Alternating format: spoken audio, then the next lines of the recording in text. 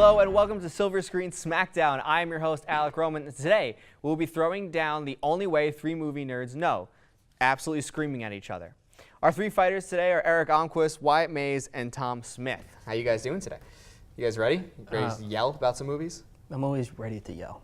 Ready, on the verge of yelling any moment. The fact that it's movies makes it easier. And I can support, yes, absolutely. And more support these claims? Yes, this is gonna be like a bar fight except with cameras. That sounds good to me. Not throwing cameras though. Okay, gentlemen, here's how the game works. There are 3 rounds with 1 question per round. You will have 3 minutes to battle each question.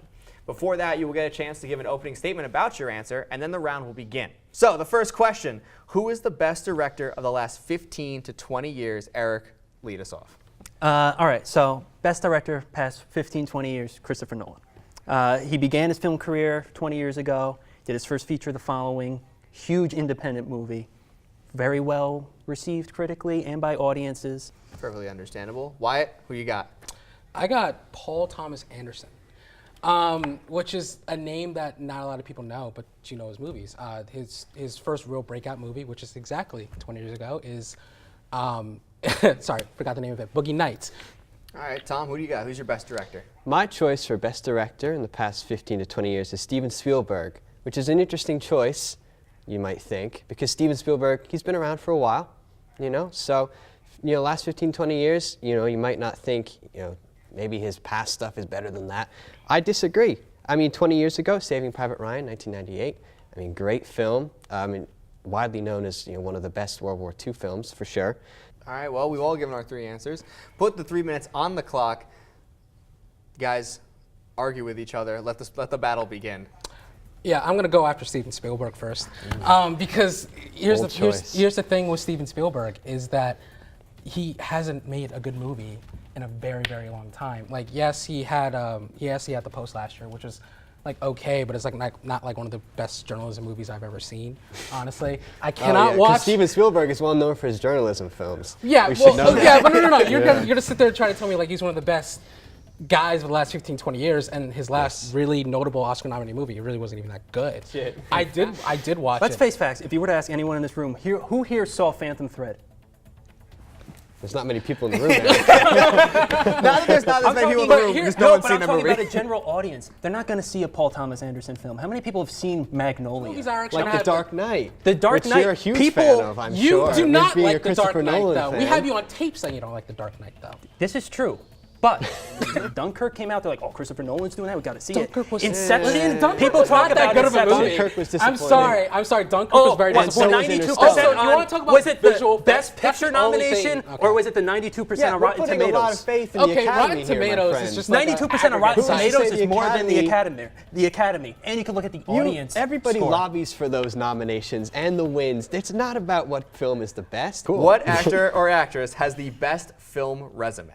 All right, so when thinking about my answer for this question, I thought, who, when I see them on screen, do I just get a huge smile on my face? And that is Samuel L. Jackson. No, not Lawrence Fishburne, Samuel L. Jackson. Eric, I'll let you kind of go with your choice. Best actor or actress resume? I'm going to say Tom Hanks. I love Tom Hanks. I don't think Tom Hanks has ever given a bad performance. Why? Who's your best actor or actress resume? I'm going to go with Meryl Streep because Meryl Streep, as we're talking about the Oscars, like I said, is like the most misunderstood Oscar categories like ever. She has 27 Oscar nominations, 3 wins, but 27 Oscar nominations. Okay, so we've all heard everyone's answers. 3 minutes on the clock. Start the argument. Go. If I'm writing a kids film or rated R, I know that the kids or the adults, they're going to love Sam Jackson. You know, Meryl Streep's a great choice, so is Tom Hanks. But I mean, you know, Sam Jackson, I mean, they just de-aged him for Captain Marvel. He can do anything he wants now. Samuel Jackson is not that essential to a movie. I'm sorry, he just isn't. He is. He's just kind of like. He is. You see how many incredible films he's been in? Yeah, but I if you're think looking there's at an he also argument has for been in a Samuel lot of Jackson. crap. Yeah, but Mistakes on those motherfucking planes. Dude, you want to talk about crap? That's Mamma Mia 1 and 2. I was gonna okay, bring that up. let's Thank look at that. Ricky and the Flash. Remember when Meryl Streep did that movie with her daughter and she was a rock star? Yeah, that gave me douche chills. Thanks, Meryl Streep. I'm saying you're looking at a resume. Okay, you're going to say someone has their pros, someone has their cons. Tom Hanks has like no cons. I think Has there's his been some perform- bad movies for Sam Jackson, but he has been good consistently in every single one. But has He's his always a pleasure to performance- see on screen. You Meryl never Streep think plays that the movie same was character in bad every movie. because That Sam is not Jackson true was at bad. all. Yeah, actually I'm it is. sorry, that is not true. Mamma You're Mia gonna was tell- bad because Meryl Streep can't sing. So Okay, yeah, Ryan Gosling can't sing in La La Land, but that is also a really good movie too. Yeah, but you know what? No one had a transcends dub. At least he went out there and did Yeah. it. That's called acting. Meryl Yeah. Streep didn't act or try to sing. Okay? Look, don't Tom get me Hanks wrong. is in classic movies. People love Toy Story, Saving Private. These are movies people will remember for decades. Sure.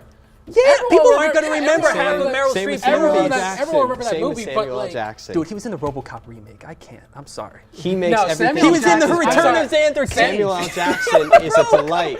No, he's not. Yes, he I'm is. sorry. Like, Yes, he I is. can't. I don't know why you picked him because like Samuel L. Jackson. Why? Because he's got an impressive resume. You look But at he's these- playing brief roles in a lot of these let, movies. Let Tom finish his point. Okay. He's the last You point. look at the list of films he's been in, you see, he is consistently just giving out great performances, which is what's important in a film, whether it's going to be bad or not.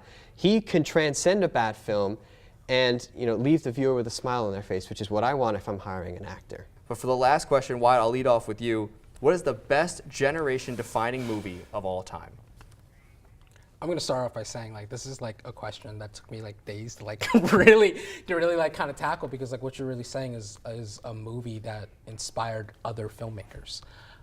So for me, I would have to go with Singing in the Rain because it's a movie that came out in 1954, which is like right before the big jump that Hollywood make to make all those musical movies. Like you're talking about Singing in the Rain was like the first one to have that kind of long story, or one of the first movies that had one of those long storylines that really did well. So that would be really my choice. Tom, what's your pick? My pick is The Breakfast Club, which is one of my favorite John Hughes films, and just films in general. I think John Hughes in this film just shares something truly special that I think that any child or teenager can watch and relate to currently going through high school, or any adult can reflect on and think of their adolescence and think, this film really helps capture that feeling of growing up and really transitioning into adulthood almost. So, Eric, what do you have? I have Forrest Gump as my pick. Well, the thing with Forrest Gump is, so like to me, Forrest Gump is just like the perfect mixture of kind of all those things. And it's arguably one of the most quotable movies ever released, ever. I mean, people still quote that movie today. Life's like a box of chocolates, never know what you're gonna get. Like this answer. it's a fairly quotable film. I think there's Fairly more quotable. quotable? I think there's Yeah. more quotable films I than can't think Forrest of Gump. I can't think of anything beyond the box thing. I'm sorry. I'm really racking my brain here. I'm Yeah. really being honest about this. I cannot think of anything. But I just wanted to add Mama something I always didn't told me to include. put the past behind me if I want to move forward. I'd never heard that one before. Did you even watch the movie? Yes, I did. Yeah, I probably wanna like add 8 something times, I didn't and that tells you include in my something. first argument. I just wanted to add that Breakfast Club was actually selected in 2016 by the U.S. National Film Registry by the Library of Congress to be entered as a culturally historic and aesthetically significant film. I mean, it's You It could is. watch the movie No, today it and is. say, this is so No. 80s. No. It's stuck in the 80s. Is it Yes. though? And my Yes. problem with The Breakfast Club is, A, the conflict in that movie is like, meh. Everyone all of a sudden's like, you know what, we're all the same. And like, It goes. Yeah, pretty That's much it is. exactly how it It goes. progresses. They all naturally. get around, they You're- all share it's just like stories. us. You're stuck in the room with someone and you get along. You but figure it's out a way so to just coincidental, relate. it's unrealistic. You're talking about absolutely convenient. Why don't we feels talk corny. about Forrest Gump being Yeah. convenient? Well, you just- I mean, everything in his life just happens to lead to this. Yeah, but the life historic message event. of Forrest Gump I mean, is him more standing realistic at than what The Lincoln Breakfast Memorial. Club is What saying. is the exact? Eric is absolutely right. You watch that movie like if my kids were to watch, if I'm lucky enough to have kids, if my kids were to watch that movie, they're gonna think it's like the most corny thing ever because everyone in that movie is a stereotype. It's not necessarily not- real people. It's it's- almost like cartoons. It's a Except film the- for teenagers and adults. It's something you appreciate when you watch it. It's not really a kid's film. They're not going to watch The Breakfast Club. They're not even going to want to watch Forrest Gump. So, You know what I- so we do have a tie. We have 1 point given between all three of you. Who is the best movie president of all time? Bill Pullman from Independence Day gave the greatest speech America ever heard. Go Jamie Foxx, White House Down. Josh Brolin's performance is W. So the final speed round is going to be between Eric and Tom. What movie should never be remade? What movie should never be remade? I'll tell you right now, if they remake this, I'll kill myself. The Godfather should never be remade. Please don't remake that movie ever. I always see these Facebook articles, why we should remake Back to the Future. Never remake it. It is a gem. And I mean, I don't even want to see it. Who should play Batman next? Next Batman, Ryan Gosling. I would go someone who's been in the news, but by playing Batman, Jake Gyllenhaal. Original trilogy or the prequels? Original trilogy, I guess. Okay, so the prequels, yeah, the original trilogy, yeah, it was the original. But the prequels are more complex. Greatest third installment of any movie series of all time? I would say Dark Knight Rises. Toy Story 3. Thank you for watching Silver Screen Smackdown. This time, I have been your host, Alec Roman. Thank you to Eric, Wyatt, and Tom for being here, and we'll see you guys all next time.